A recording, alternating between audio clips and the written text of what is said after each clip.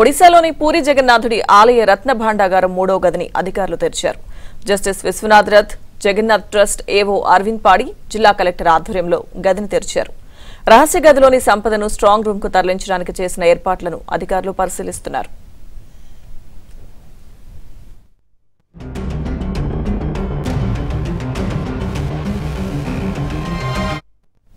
కాగా 3వ గది తాళాలు పగులగొట్టడం జరిగిందని, దీనికి బదులుగా సరికొత్త తాళాన్ని ఏర్పాటు చేస్తామని గజపతి వంశస్థుడైన గజపతి మహారాజ్ దివ్యసింగ్ దేవ్ తెలిపారు. పూరి జగన్నాథ ఆలయ కమిటీ ప్రభుత్వం ఆధ్వర్యంలో రత్న భాండాగారం తాళాలు ఉంచడం జరుగుతుంది అన్నారు. హై ఎక్విప్మెంట్స్ తో భాండాగారాన్ని తెరుస్తామన్నారు.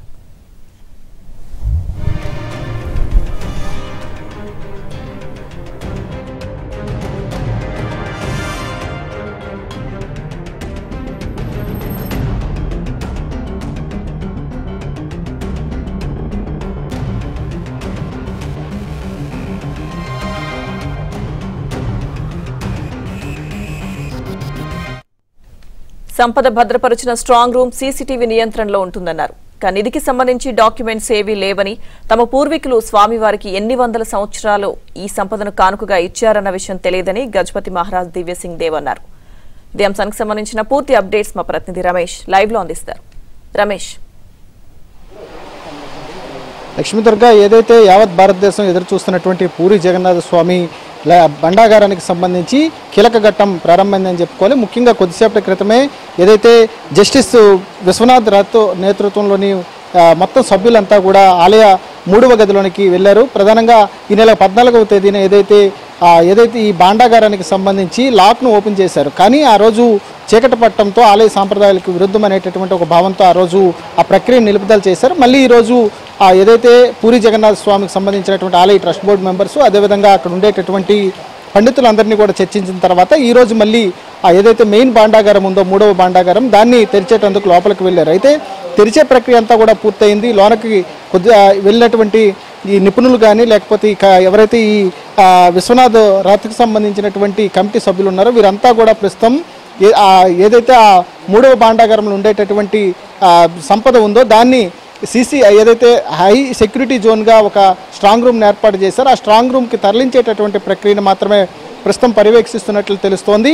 మొత్తానికి లోపల ఏమున్నాయి, ఎంత సంపద ఉంది, ఎన్ని కోట్ల మేర విలువైనటువంటి సంపద ఉంది, బంగారానికి సంబంధించి ఎన్ని కిలోలు ఉంది అనేటటువంటి దానిపైన ఇంకా స్పష్టత రాలేదు. లెక్కింపుకి సంబంధించి కూడా ఈరోజు స్పష్టత వచ్చేటటువంటి అవకాశం కనబడటం లేదు. ఎందుకంటే కేవలం భాండాగారం 1978లో ఒకసారి తెరిచారు. అప్పట్లో అది లెక్కింపు కొంతమేర మాత్రమే జరిగింది.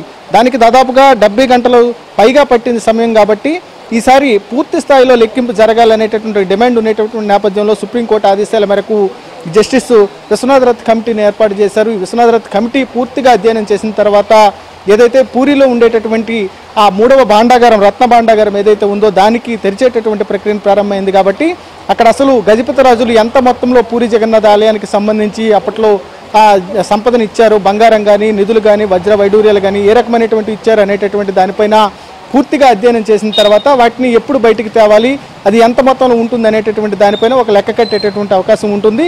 ప్రస్తుతానికైతే లోపల 6 పెట్టెలను రెడీ చేశారు. పూరి జగన్నాథ స్వామికి సంబంధించి గజపతి రాజులు ఇచ్చినటువంటి సంపద అంతా కూడా ఆ పెట్టెలో భద్రపరిచి దాన్ని ఒక స్ట్రాంగ్ రూమ్లో భద్రపరిచేటటువంటి ప్రక్రియకు మాత్రమే ప్రస్తుతం చేపడుతున్నారు. ఈ స్ట్రాంగ్ రూమ్కి సంబంధించి కూడా పూర్తి స్థాయి భద్రత మధ్య దాన్ని ఉంచాలనేటటువంటి ఒక ప్రయత్నం చేస్తున్నారు. దీనికి సంబంధించి ఒక స్ట్రాంగ్ రూమ్ ఇప్పటికే సిద్ధమైంది.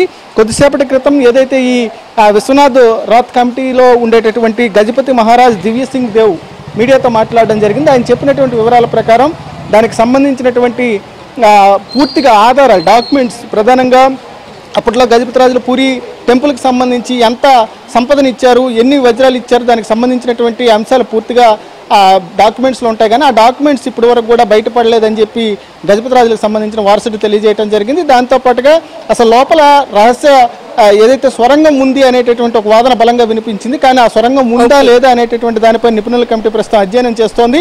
ముఖ్యంగా లోపల చాలా చీకటి గది ఉంటుంది కాబట్టి అది కూడా చాలా శిథిలావస్థకు చేరుకునేటటువంటి పరిస్థితిలో ఉంది. కాబట్టి ఈ సమయంలో అసలు సొరంగం ఉందా లేదా అనేటటువంటి అంశం పైన పూర్తిస్థాయి అధ్యయనం చేస్తే కానీ నిపుణుల కమిటీ బయటకు వెల్లడించేటటువంటి అవకాశం ఉండదు. మొత్తానికైతే ప్రస్తుతం అక్కడ ఉండేటటువంటి ఏదైతే నిధులు ఉన్నాయో వాటన్నింటినీ కూడా ఒక స్ట్రాంగ్ రూమ్కి తరలించడం, అక్కడ సీసీ కెమెరాల పర్యవేక్షణలో ఒక అత్యాధునికమైనటువంటి లాక్ సిస్టంలో దాన్ని భద్రపరచడం, ఆ లాక్ సంబంధించి ఇటు ఆలయ ట్రస్ట్ బోర్డు మెంబర్స్, అదేవిధంగా ఏదైతే ప్రభుత్వం ఒరిస్సా గవర్నమెంట్కి సంబంధించి 2 కమిటీలను ఒకటి వేసుకొని ఆ కమిటీల ఆధ్వర్యంలోనే దాన్ని భద్రపరిచేటటువంటి ప్రక్రియను చేయాలని చెప్పి ఇప్పటికీ కమిటీ నిర్ణయించి దీనికి సంబంధించి ఈరోజు సాయంత్రానికల్లా వాటిని భద్రపరిచేటటువంటి ప్రక్రియ మాత్రమే పూర్తవుతుంది. అది ఎంత ఏమిటి అనేటువంటి లెక్క చెప్పేటటువంటి దానికి మరోసారి దానికి వేరే ఒక కార్యక్రమాన్ని ఇచ్చేటటువంటి అవకాశం కనబడుతోంది.